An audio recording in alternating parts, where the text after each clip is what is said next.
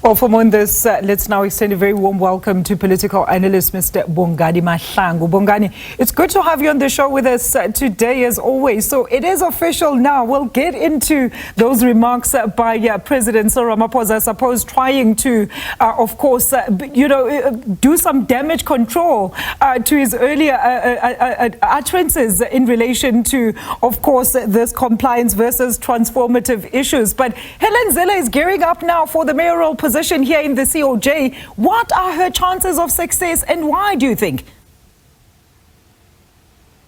No, greetings to you, AJ, your colleagues, and also the viewers at home.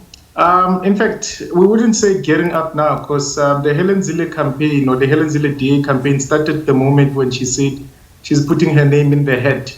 Remember, we did say on the very same platform that the campaign strategy of the DA has come into operation right now. So what has then came out of it, that making her the candidate for Johannesburg was just a formality. So the likes of Abu Belinda really had no chance of making it as candidates against Helen Zille for obvious reasons.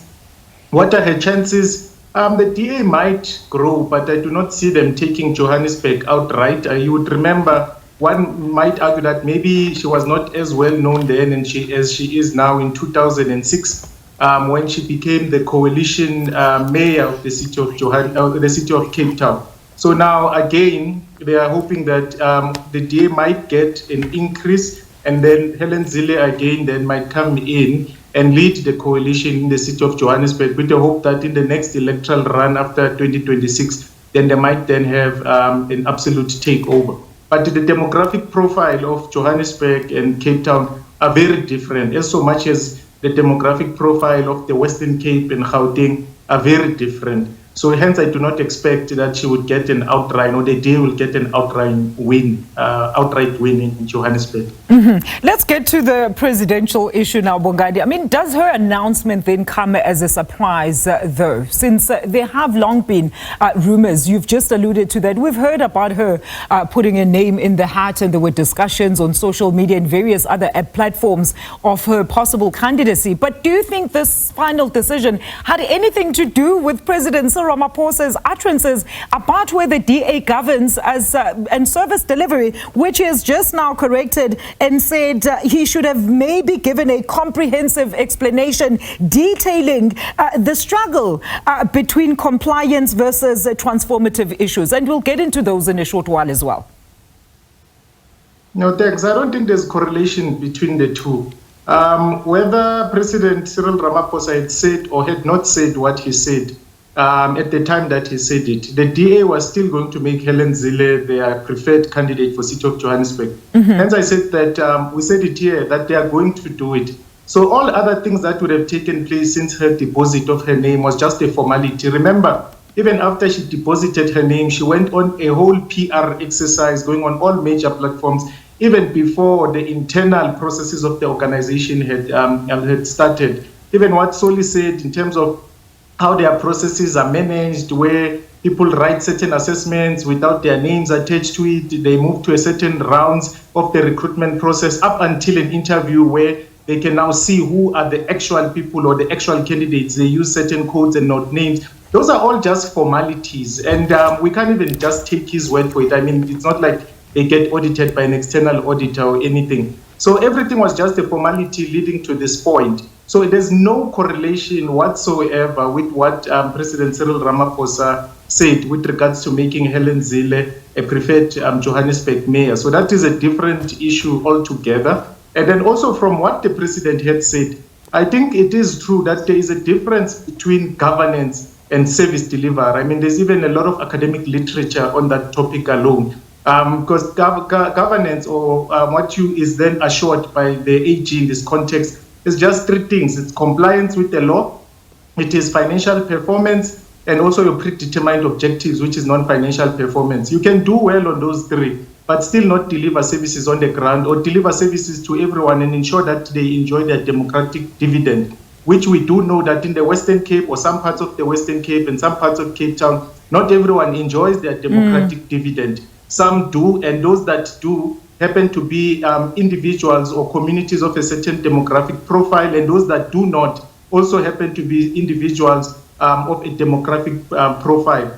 So the same would then, if let's say she were to lead a Johannesburg coalition, the people of Diepsloot, the people of Alexandra, and so forth might not necessarily enjoy their democratic dividend. I think the president also makes a point, but he doesn't go deeper into the point when he speaks about transformation.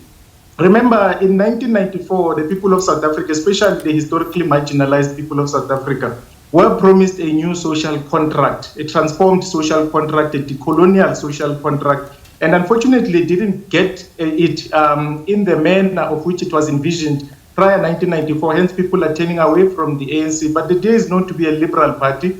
So that means whatever social contract they put to the table is a liberal one, a more Western one, a more colonial one, a more conqueror one. And hence the lives of certain people tend to not transform, or there's no serious or significant upward mobility for certain demographic profiles under any geographic leadership of the DA, be it Cape Town, Western Cape, the Mid-Val, you can name it. So he should have also clarified. And what he said, yes, it does have some merits, it does have some rights. Maybe the platform was correct, but they should have bent the media from that gathering and have a more robust discussion internally.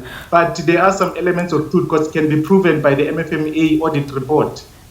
But I mean, those utterances Bongani, have certainly, of course, boosted the DA's upcoming 2026 campaign, local government elections campaign. So let's further dissect her previous accolades, though, as the mayor specifically of Cape Town between 2006 and 2009. We know that she helped stabilize a very demoralized and underskilled city bureaucracy that was brought to its knees by the previous ANC rule, according to American sources. But we know that her leadership style is often seen as not fully representative. You've just mentioned and outlined these of the current SA social construct, and has been accused of many things that are non-transformative, especially concerning certain demographics, as you've just said. How do you think this then will impact her campaign directly? And also looking at how the GPU relationship split with the ANC and DA here in Johannesburg, and the DA also being accused of neglecting black townships in Cape Town, and also what transpired in Tshwane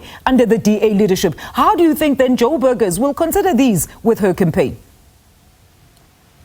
As I said, they might experience an increase in terms of their electoral performance, but not an outright win. You know, even when you go back to the history of Cape Town, 2006 going backwards, to use, unfortunately, the African National Congress as a barometer, sometimes it's a bit problematic because of what they've done. It's, for instance, saying that look at Maluti, outperform, look at Ditsobotla, all the West-run municipalities in the country belong to the ANC, and anyone that comes in there who contributes at least half an effort will be able to turn those things around, because you find that the standard is very low. But it does not mean it's only Helen Zille, it does not mean it's only the DA that can make a difference. We can see that the current mayor of City of Tshwane, Dr. Musipi, is trying to make a difference, because, I mean, as I said, when the bar is so low, any effort goes an extreme long way. So, yes, if maybe the DA, for instance, of Helen Zille were to take over a coalition led by the DA come next year, just half an effort, just in the CBD alone, because that's where a lot of media attention is focused, can project the DA and her as actually having done something that no one else could have done, which I do not believe. But even if they come in next year, it will be also a bit difficult to structure a coalition, because we do expect that some of the organizations that are in that council now, your Action SA, your Al Jamaa and so forth, will also stage a return. And the DA does not have a good working relationship with those organizations. So it will be interesting as to how the Helen Zille-led DA caucus will structure a coalition, because it will not be like 2006 in the city of Cape Town, where they had what are these organizations that was led by the lady that is now the Minister of Tourism, and so forth and so on. The so Good Party, it was a yes. different place, yes, at a different time. So that will also be interesting. But again, it's just unfair to measure everything with the standard, unfortunately, of the African National Congress, because they tend to drop the ball. But at least they are trying in the city of Eburu, where Dr. Pagaza is actually trying to push in that space, and other spaces as well across the country. But unfortunately, that never gets media attention. Bongani. All right. So unfortunately, we're out of time, Bongani. We're going to leave it there. Thank you so much for your input this afternoon. That is Mr. Bongani Mahlangu there on Helen Zille, availing herself as a candidate for mayor of the city of Johannesburg.